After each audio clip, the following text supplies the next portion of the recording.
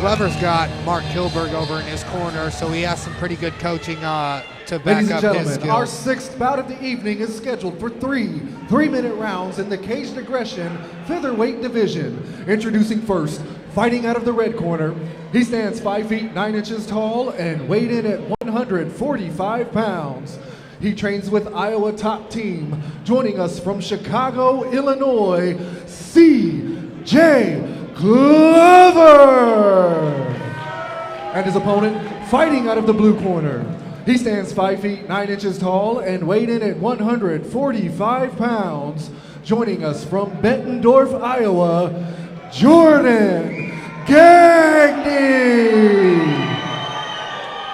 Like Jason said, C.J. Glover fighting out of the red corner. Jordan Gagne fighting out of the blue corner. Jeremy J.D. Dorsey, along with Jordan the Henchman Hinman, and Josh Neal tonight on commentary. Let's watch some fights, fellas. Ding, ding.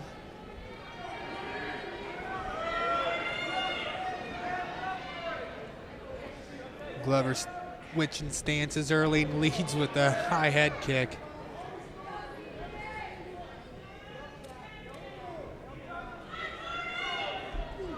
And speaking with both of these guys, I'm pretty sure they both made sure to watch each of their opponents' fights, so they're going to be pretty familiar with what they're going to do. Blast Nice double takedown. there by Gagne. Speared him right into the cage there. Yeah. Look, Goldberg right there. I like Yeah, it. and looks like he might land into a mount situation. But Glover does a good job hip escaping, and he recaptures into half guard.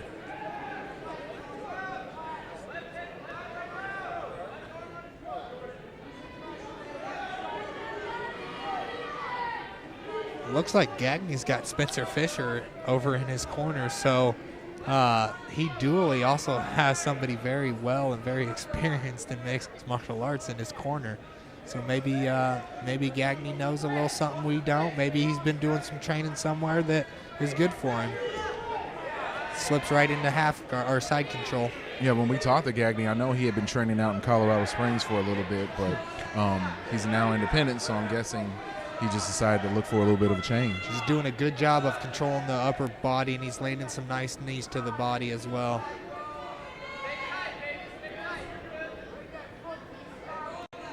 Looks like Glover's just content with locking Gagne down here. I'm not sure what that's going to do for him, but it's definitely not going to get the fight stood up. Right, those knees right there are really dangerous, going right to the body.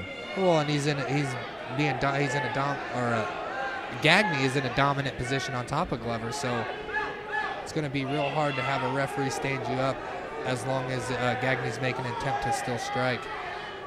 But good recapture by Glover, and he's right back into full guard. Good hip movement. And he goes Gagne for trying to posture up a little bit. Yeah, he's possible double armbar here. Nice high guard. Makes it real tricky. He could switch out to a single armbar here. He can attack both. And good hammer fist from the bottom.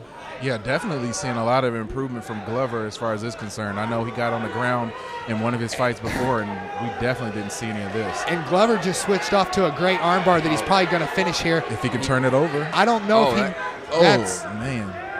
Nice. That was looking pretty deep there. Yeah, it was. Yeah, that was a crazy escape. But before he switched out to that armbar, I don't know if he knew he had it or not, but it's called the Dead Orchard. And what it is, it's a double arm in triangle basically, except one of the shoulders are out, and it really nullifies the top guy from doing any sort of striking, and you have several submissions to go ahead and transition to from that position. But good first round for both guys. A pretty good improvement. If you said he didn't have no ground game before, Glover looked pretty slick off the bottom. Right. This is one of those rounds that is really difficult to judge if you're a judge. Yeah. Because both guys were able to do damage. Even when Glover was on his back and on the ground, he did a lot of damage from that position. Yeah, Gagne came out. He's the one that hit the blast double right off the get-go, landed on top, moved to some dominant positions, kept busy striking, landed good knees to the body. But once Glover was able to shrimp back to full guard and recapture that position, he really started to turn up the offense there off his back. And everybody knows that just because you're on your back and mixed martial arts, that doesn't necessarily mean you're winning.